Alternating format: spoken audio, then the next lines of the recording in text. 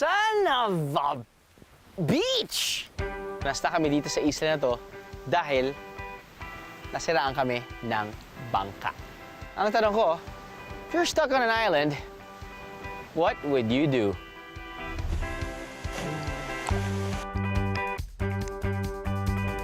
Marami palang pwedeng gawin dito eh.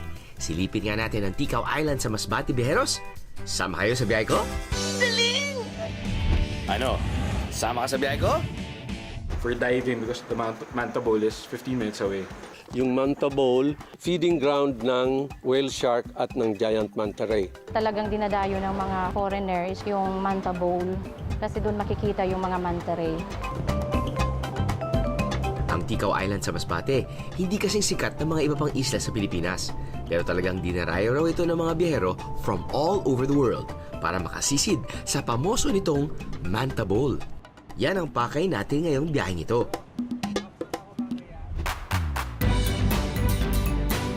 Epep, bago natin pagmasdan kung ano nga ba ang meron dyan sa Manta Bowl na yan, mag-ikot-ikot muna tayo sa isla.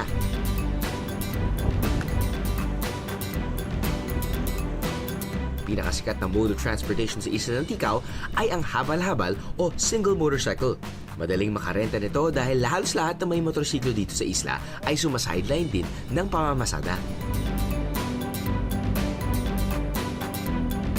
Ang pangalan na Ticao ay nanggaling po sa isang punong kahoy. Ginagamit nila sa panghuli ng isda. Dinidikdik yun parang panlason sa isda. Napakagandang isla. Isang submerged mountain range. So kaya irregular yung terrain.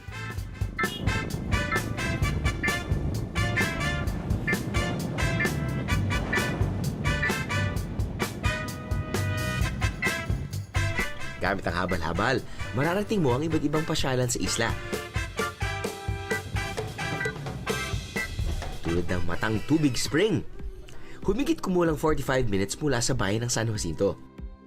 Isa itong natural spring kung saan naliligo at naglalaba ang locals. Walang entrance fee, pero kung gagamit ka ng mga kubo, may bayad na. Malapit naman sa Matang Tubig Spring ang Dalakit Falls. Kung nag-iisip kayo ng mataas at humaragasang falls, sorry to disappoint you, ang Dalakit Falls ay isang cute falls lamang. Pero masarap pa rin maligo dito.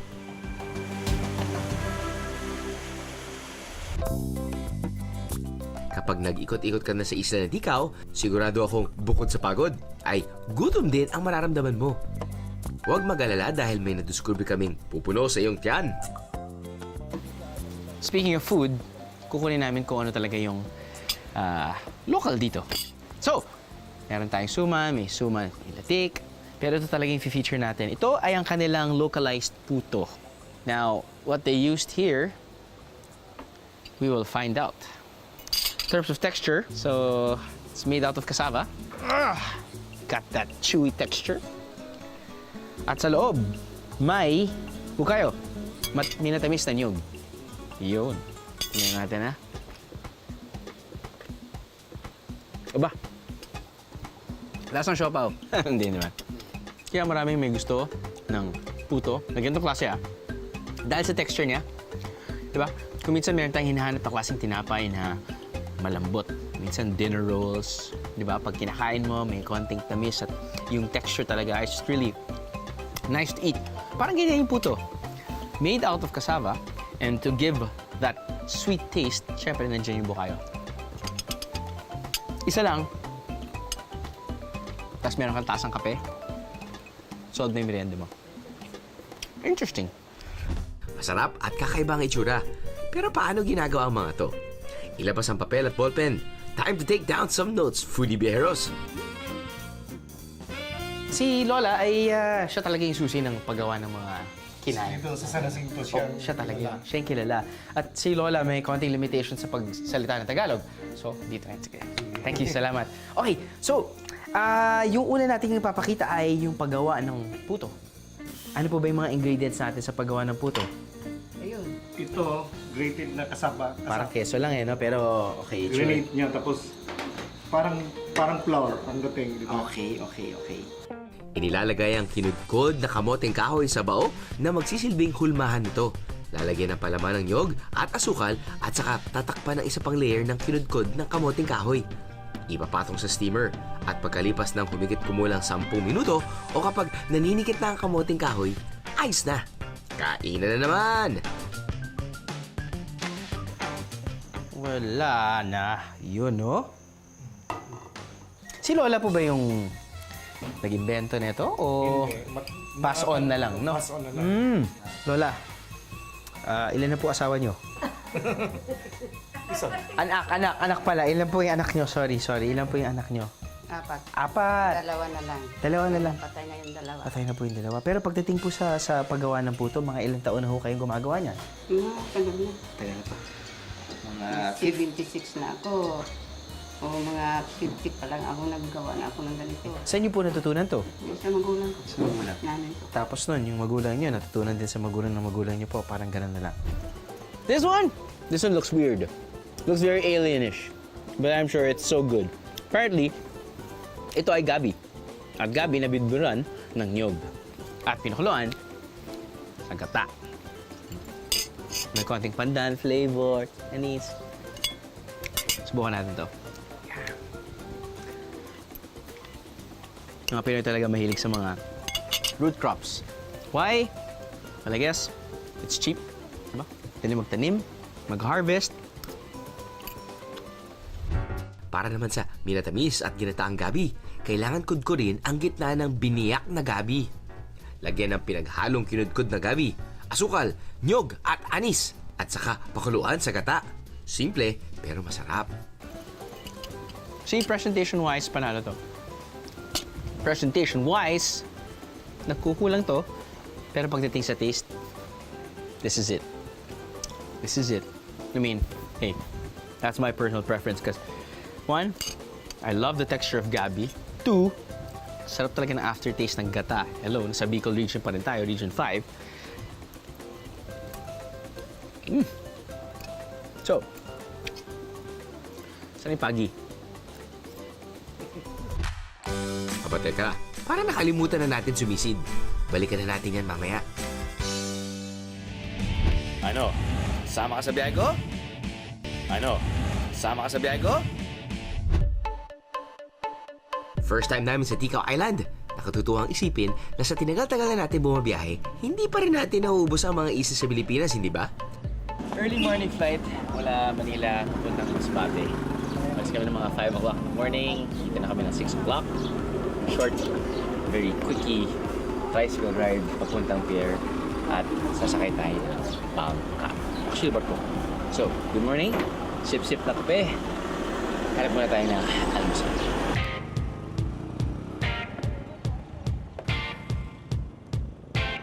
Mula sa airport, a quick 10 to 15 minute trike ride lamang ay nasa pier ka na. At ang bayad dito, 8 pesos lang kada isang biyahero.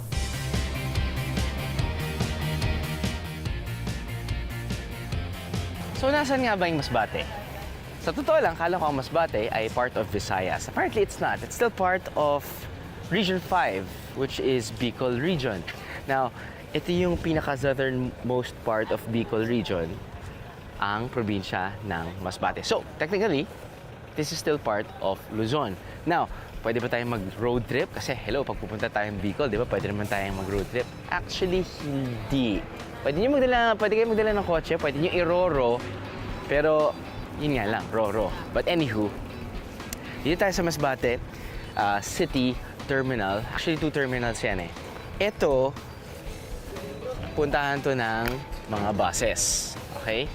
Kaya tayo dito sasakay dahil special arrangement. Pero usually, yung mga commercial vessels or commercial boats ay nasa kabilang terminal. So, ito yung sasakyan natin. It's gonna take around an hour and a half papuntang Ticao Island. At yun yung magiging final destination natin. Naguluhan ba kayo? I hope not.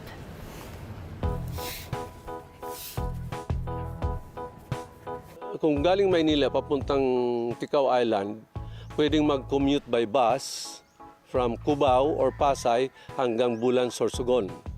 Pagdating ng Bulan, magbabangka to San Jacinto. Pwede naman eroplano from Manila to Legazpi or Manila to Masbate. Manila to Legazpi, pagdating ng Legazpi, magbabaan or bus to Bulan, Sorsogon. Then boat naman to San Jacinto. From Masbate, boat to San Jacinto or boat to Lagonde, then van or bus to San Jacinto. Yun ang... From Cebu, may plane to Legazpi. Or from Cebu, may boat to Masbate. Then boat transfer na to Ticao Island.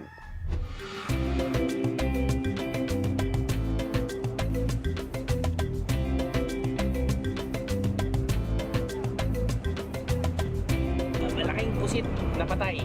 Tigao nun actually is the mother tongue of Sorsogenyo and Masbateño.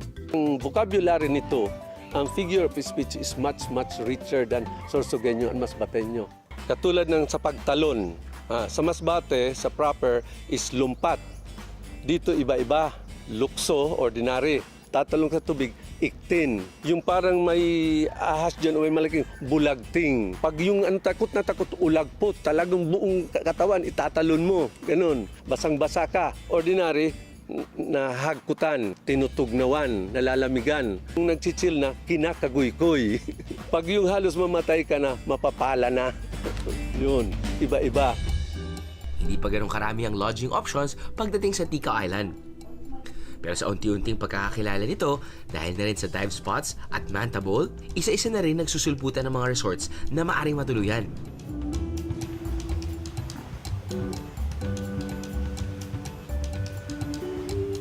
Tulad na lamang ang tinuluyan naming isang family-owned resort. Dito, pakiramdam mo ay nakikitulog ka lang sa hacienda ng paborito mong tita. Alright, so hindi tayo ngayon sa, I guess, second floor dahil may basement, no? But ito yung pinaka mataas na floor dito sa tinatawag nilang Yellow House. Pagpasok mo pa lang dito sa resort na to, alam mo na yung resort ay family-owned. Case in point. The resort of the Altajeros family. Or should I say, Altarejos family. See? Makikita mo naman na maraming mga pictures, family pictures, all around. But we are here to check the rooms. Ito yung itsura ng kwarto dito. Air-conditioned room. Hawaiian feel. Resort feel. Look at that. Nice accent. So, pwedeng matulog dito dalawa. Ang gusto ko dito, old style na malalaking windows. Tapos nun, pwede nyo lang buksan dahil, man, the breeze coming from the sea is just so soothing, so therapeutic, so relaxing. Now, from what I've heard, parang ito yung master's bedroom dito. And usually, yung mga rooms dito sa Yellow House, pang family. Pero if ever nga mapuno lahat ng 20 rooms nila na ginawa nila here on the west side and the east side, pwede lang ipa-renta to. It's very cozy. You've got a lot of hats. Hindi ko alam kung pinapera nila yan. But this is... Uy. Wow. Look at that. Ang hangin, dude. Sana meron kayong smell vision. Alam mo yun, sa television. Tapos maamoy nyo kung anong napapanood nyo. Alam mo yun. Sana ito may touch vision kayo. Yeah. Or feel vision, feel vision. Mararamdaman nyo kung anong nararamdaman ko ngayon at wow, big difference. See? I'll close the window. No wind. I'll open the window. My God, number 5 na electric fan. Fresh air pa. What's great about this area, or this view, is that, man, sunrise, sunset, well, no, sunrise, sunset. But anywho, my point is, really nice view, bukas na bukas. So relaxing. Ooh, nice balcony space too. Nice. So, mga biyero, this might be my favorite part of the resort because, well, pababa tayo ngayon sa basement, no? And then, as you can see, lots of books, huge TV, flat screen, and then maraming mga kama. And you just think, hey, it's perfect for a big family. Speaking of, there you go, the owners of the resort. Hi. Migo? Hey. Rehos? Tita. Hello, how are you? Hello. Wow. Seems like a very formal interview, which is not, no? No. But, Tita, can you please just tell us lang kung, saan nagsimula yung resort, Pops? Parang This old used to time be, na eh, no? Our vacation house. Okay. So, this was constructed 1998. Okay. Tapos, inano na siya. May mga tourists na pupunta for diving because the Manta Bowl is 15 minutes away. That Manta Bowl was discovered, so we started to build cottages also for Yeah, I think it's a brilliant idea.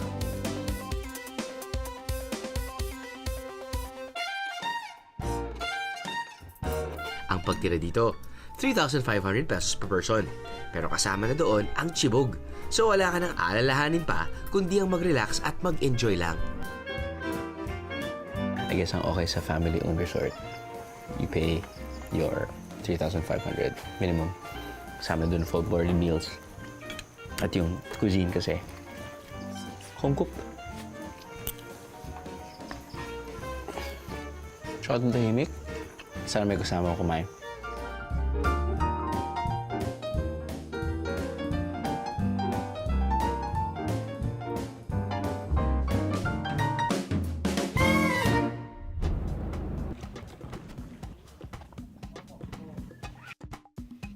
But let's not forget one of the main attractions dito sa Ticao Island.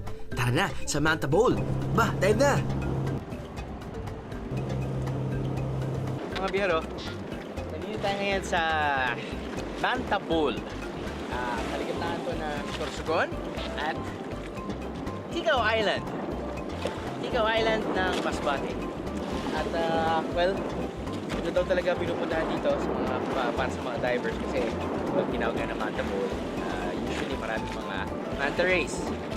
Usually the occasional whale sharks also will pass by. Bakit ka mo? Dahil maraming planktons dito. The question is, meron tayo mahanap? Hopefully meron. Dapat meron. Wish us luck.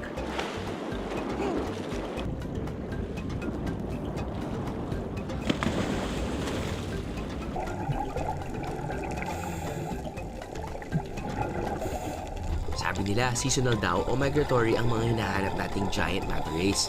Sabi rin nila, madalas ay may mga napapadaan dito mga butanding o whale sharks. Sana swertihin kami. Babalik ulit ang biyahe ni Drew! Ano? Sama ka sa biyahe ko?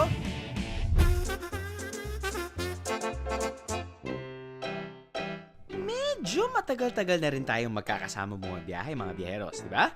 Ako ba'y nang iinggit masyado sa ating mga viewers? Well, that's my job, guys! That's my job! Buti na lang, at nandyan pa rin kayo. Sa kabila ng kakornihan ko. Kahit munti ang alaga kong aso ay sari-sari, may manok, singkamas, may kamote at manas. Aminin! Bumibenta rin naman sa inyo ang mga joke ko. Kapag nakakita ka ng tamilok, ano yung sinisigaw mo? Tamilok! Hindi. Tami, look! Yeah. Di ba? Tami, look. Look. Look. Tami, look. Alam naman natin na mas masaya ang nagiging biyahe kapag magaan at masaya ang mga kasama. Lalong masaya kapag kuwela. Yung dumi nila naging guano. Guano? Yung Pia. extract, oo. Yung hindi pia. Ay, alam. Ikaw talaga. Sorry. Kailangan ko piya guano. Very punny, hindi ba? Maraming bats. Sila yung parating tumatawa. Kaya tawag nga sa kanila funny key. Funny key. No? Diba? Hindi ba? Fun? But? Teka, napapaihi ako. Punta ako sa bathroom. Kayo ba naman ang maglakad ng matagal, umakyat ng mataas, gumapang, lumundag, at magpalambi-lambitin sa kung saan-saan? Magpatawa na lang tayo para mabawasan ang pagod, hindi ba? Sino artista na mahilig pumunta sa kuweba? Sino? Ano ba? Si Kevin Bacon. Tandaan, kahit saan pa man ang inyong destinasyon, it's the journey that makes it all the more memorable and fun. Or funny.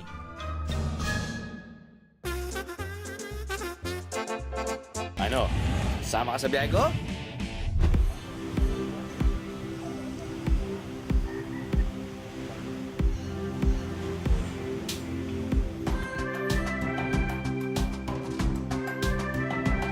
Dahil isang isla ang Ticao Island, hindi nakapagtatakang ang pinagkakabalahan ng maraming tao dito ay ang pangingisda.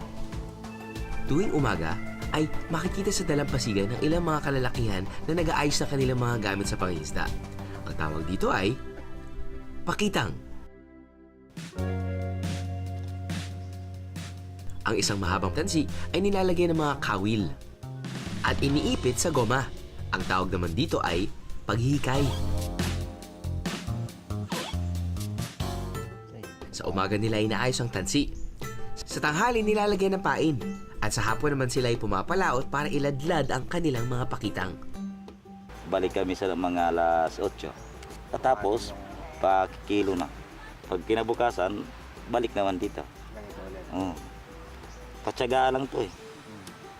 Pag hindi ka magtsaga, wala.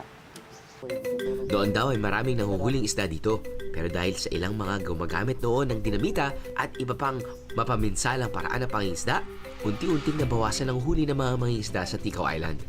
Nung araw, ang imo ganitong pakitang ganyan lang kahaba, marami mo nang huli. Ngayon, hindi na. Kasi marami na naghahanap buhay sa dagat. Nung araw, ganito lang kahaba, marami nang mga huli mong isda. Kaya tinitingnan ng turismo bilang potensyal na pandagdag kabuhayan ng mga taga-Ticao. Makatutulong din ang lokal sa pangangalaga ng likas na yamang dagat ng isla, tulad na lamang ng manta bowl.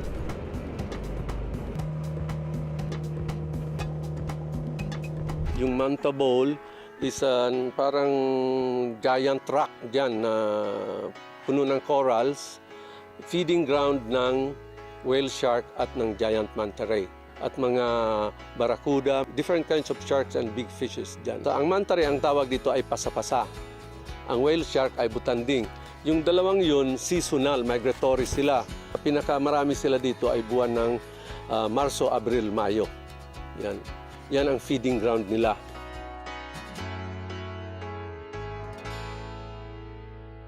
Mga biyero, nandito tayo ngayon sa Manta Bowl.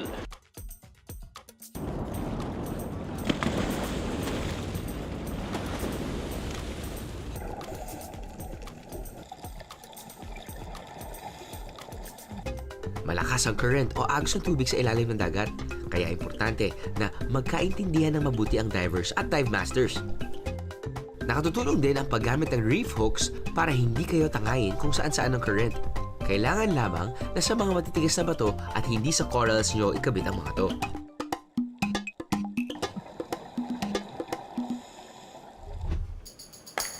Habang naghihintay ng pagdaan ng manta rays sa ilalim, isipin nyo na kung anong magandang pasalubong mula sa Ticao ang maiuwi nyo para sa inyong mga mahal sa buhay.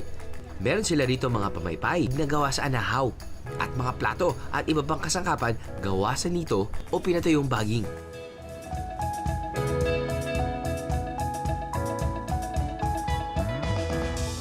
Ito po yung paggawa ng pamaypay, galing po ito sa anahaw leaves.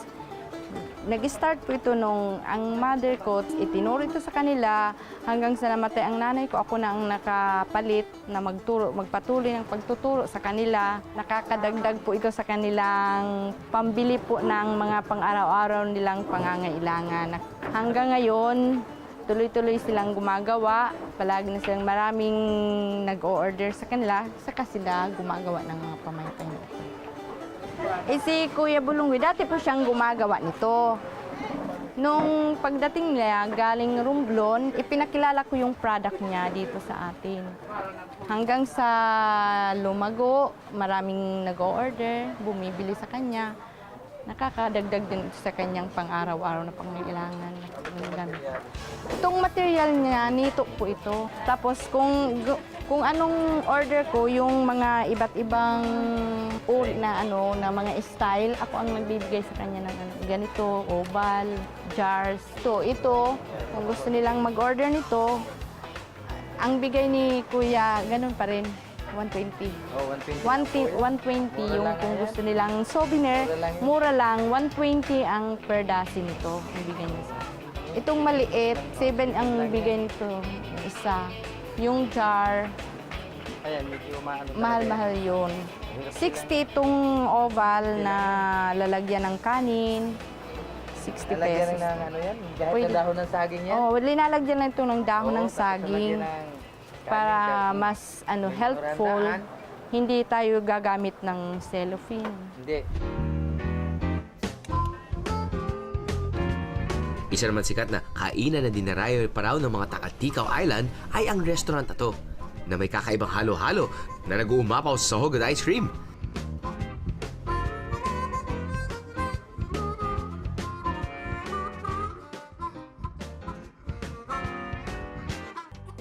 Pero kung pasalubong din lang ang pag-uusapan, ito na yata ang the best para sa inyo, ang mystery pasalubong. Para may iba naman, no? Hindi ko inalam kung anong pangalan ng mga delicacies na to, kung saan sila nanggal. Well, hello. Sige, malamang, tiga Masbate, di ba? Dahil sa Masbate tayo. Hindi ko alam yung consistency, hindi ko alam kung anong lasa, wala akong alam.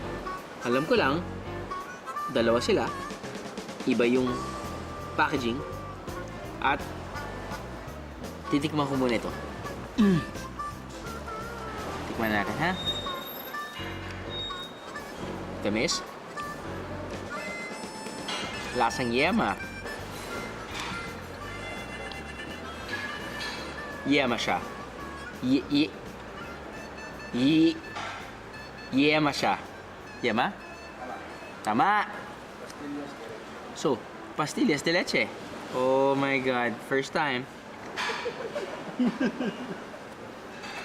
Alam mo, kahit saan manggaling ang pastillas de leche, kahit sabihin mo, galing ka sa Tawi-Tawi, pero nabili mo lang yan sa Quiapo, masarap pa rin eh. Di ba? It's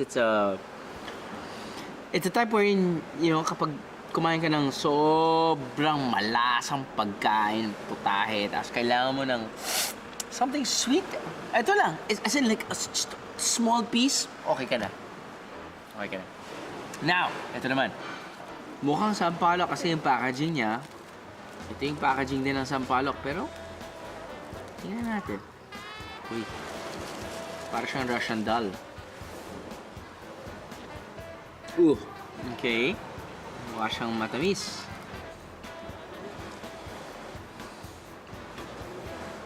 Nyog, asukal, pati yung base, hindi ko mag-grasp eh. Nyog, asukal. Yung kulay niya kasi parang squash eh. Hindi na pwede kamote kasi hindi na ganito yung kulay ng kamote. Ba't mo sila mag-a-add ng ibang kulay? Ano? Squash. Ang galing! Oh my God, for the past 11 to 12 years, natitikman ko. Kahit pa paano, meron akong tugma. Astig! Kakaiba. Alam mo kung minsan, sa dinami-dami ng pasalubong na pwede nating iuwi, kung minsan, hindi lang yan sa lasa eh. Kundi, kung saan nanggaling, kung ano ang istoryang naidadala ng pasalubong na yun. Kapag sinabi ko, alam mo, nanggaling ako sa isang island na punong-puno ng ahas. Tapos nakuha ko tong asukal. Pastillas de leche. Yung pastillas de leche na yan will be the best ever pastillas de leche that you will ever eat. Why? And it will really be unforgettable. Why? Because kung anong nakadikit na istorya doon. So, ganoon din po sa lahat ng biyahe nyo. Huwag nyo isusmulin, kahit pupunta lang kayo ng Quezon City, kahit pupunta lang kayo ng Maynila at Quiapo, or pupunta lang kayo ng Rizal na sobrang malapit at hindi kayo kailangan mag-aeroplano. Ang importante talaga kung anong nadadala nyo istorya. Nadadala nyo istorya, hindi nyo makakalimutan, then, I guess, nasulit nyo yung biyahe nyo.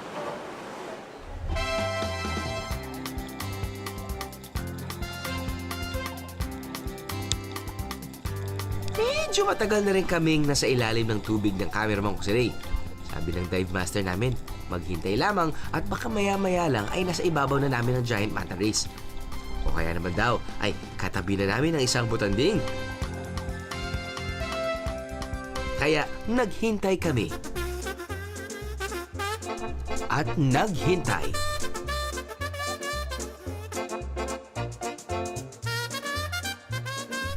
Nang naghintay.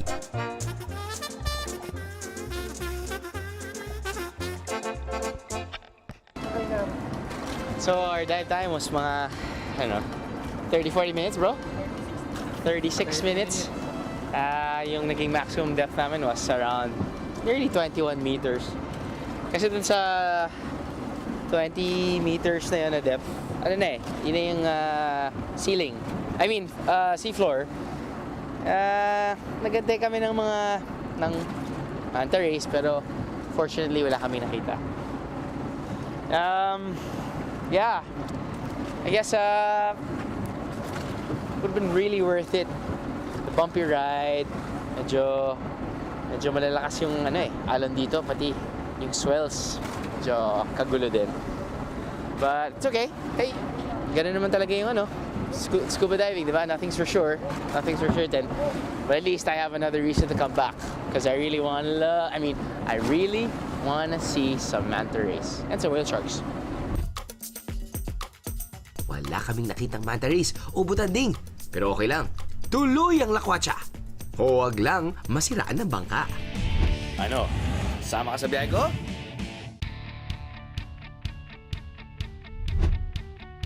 Waterfalls, rivers, cliffs. Lahat yata ng napuntahan na natin sa Pilipinas, may natatanging natural wonder na naghihintay na mai-enjoy natin. Ilan sa di ko malilimutan ang mga madidilim na kuweba na hindi natin pinalagpas na pasukin. Ang tawag dito ay spelunking. Stalactite, stalagmites, Ayun nga Sinap-chop sila, dude. Great Wall of China. And then inside the Great Wall, the chocolate hills involved. Mukha po yan ng tao kung i-imagine niyo po siya. Naka-side view po yan. Yan yung stalactite tsaka stalagmite. purely natural cave wonders. Ang daan na to ay papunta sa bahay ng libo-libong panigi.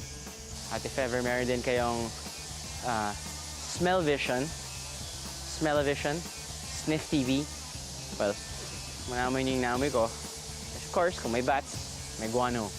Yun yung pupu ng bats. Pero ang madalas kaysa minsan, nasosorpresa pa rin tayo sa pagsilip natin sa loob ng mga mahiwagang butas na to.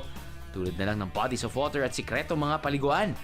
Finally, nahanap na rin namin ang secret cave na to. Yan na, di na siya secret!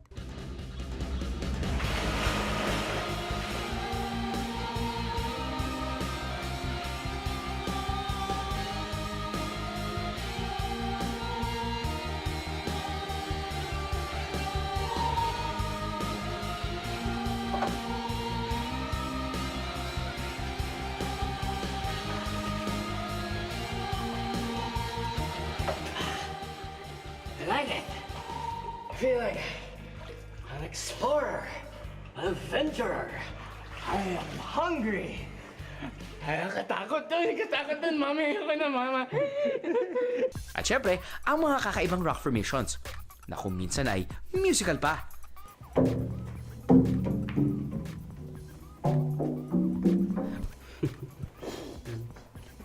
Sa dinami-dami ng mga kuwebang napuntahan natin, malamang sa malamang na marami pa rin tayong hindi napapasok na iba pang kuweba sa Pilipinas.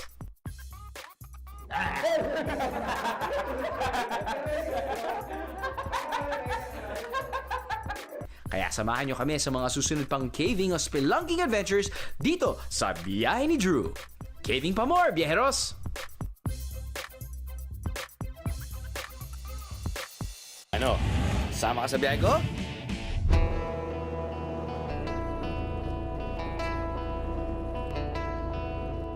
Ang ganda ng isla ng Ticao, pero hindi mo ito lubusang makikita hanggat hindi mo nalibot sa loob at palibot nito sa labas. Maaari kang mag-arrange ng isang island hopping tour para makita ang ilan pang mini island ng Ticao na malapalawan daw sa ganda.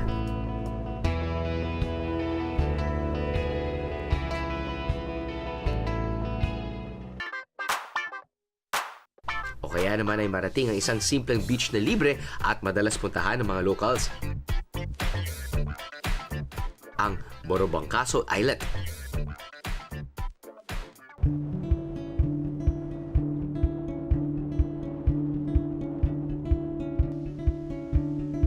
Makikita rin ang isang falls na dumidiretso ang bagsak ng tubig sa dagat.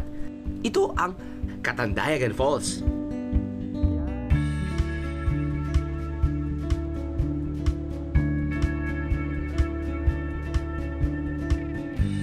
Lahat ng yan magagawa nyo. Huwag lang kayo masiraan ng bangka.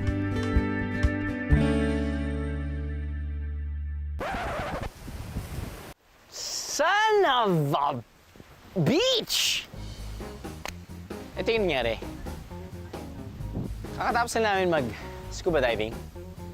At meron kami talagang pupuntahan, pero nasta kami dito sa isla na to dahil nasiraan kami ng bangka. Ang tanong, if you're stuck on an island, what would you do? Well, humiga sa hammock at siguro magbilang kung ilang coconut trees ang nandito sa isla. 1, 2, 3, 4, 5, 6, 7, 8, 9, 10, 11, 12, 13, 14, 15, 16. Makipagkwentuhan sa sa isang tao sa isla ay... Ano pangalan mo? Gardo. So, tayo-tayo lang naman dito. Ano ba bang gagawin natin? E di mag-joke time. So, ang tanong ko, saan ka makakabili ng gamot dito sa Ticao Island? Saan? Hello! E di sa Buticaw. Ano ang hindi hayop pwedeng maging tao at bagay na bagay? Ano? Habaan mo pa. Ano? Yun. Eh, di ako at Ticao. Gardo, gutom na ako. Wala tayong mahanap na pagkain dito sa isla. Pero, meron akong tanong. Anong tawag sa tao na nag-order ng marami at hindi naman inubos ang pagkain? Ano? Eh di, Ticao tingin. Maghanap ka ng kabayo. Gardo! Gardo, please don't leave me! Hey, hanap ng kabayo. That's a good idea.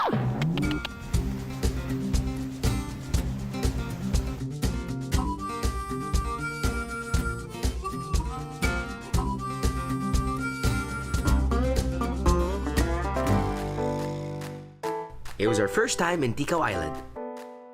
Sa totoo lang, napakabilis ang oras na itinigil namin sa isla.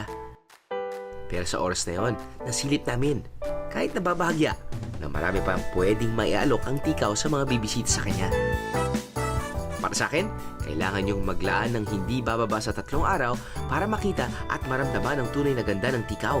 Bukod sa Manta Bowl, bukod sa simple pero masarap na pagkain at sa kakaibang karanasan sa islang ito.